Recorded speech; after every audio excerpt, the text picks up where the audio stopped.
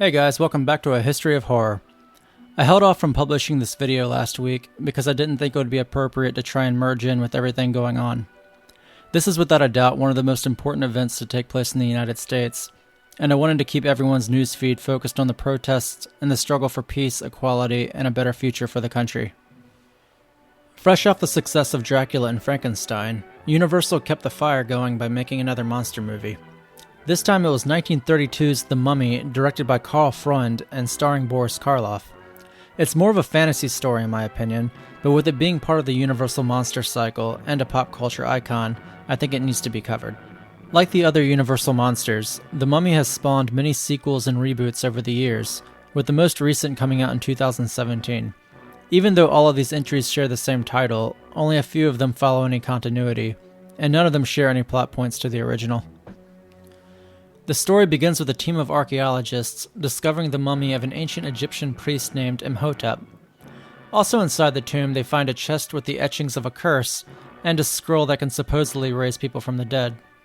While alone, one of them decides to read the scroll aloud, bringing the mummy back to life.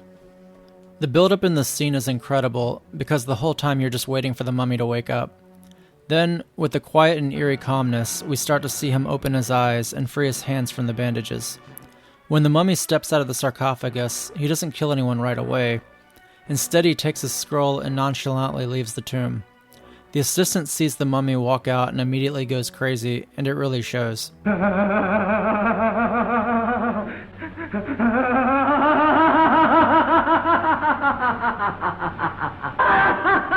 heaven's sakes, what is it?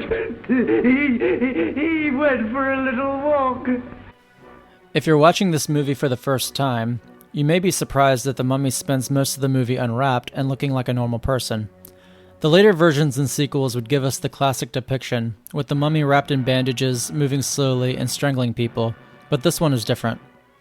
AHoH somehow regains his living form and takes on the alias Ardith Ray.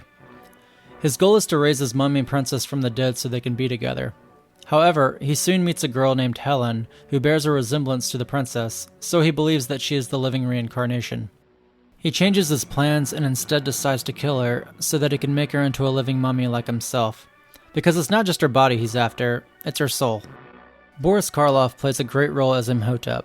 His voice is calm and hypnotic, and his presence alone creates a creepy atmosphere. I shall awaken memories of love and crime and death. His physical features are also fantastic. The look in his eyes and the way he towers over everyone near him. Boris Karloff was truly one of the best actors in classic horror. Unlike many other films that came out during this time, The Mummy didn't have any source material to go off of, so it's a completely original story. It likely took inspiration from the story of King Tut's tomb from a decade prior. Allegedly, the tomb had a curse that would harm anyone who dared to enter. Following the excavation, there were a few people involved who died unexpectedly. Looking at the cases today, it doesn't seem likely that any of it was related to King Tut's tomb. However, the idea of an ancient cursed tomb stimulated the imaginations of several writers, and the world has been having fun with it ever since. Well guys, that's all for now. Next week we'll be taking a break from the Universal cycle and going to Paramount for Dr. Jekyll and Mr. Hyde. Thanks for watching.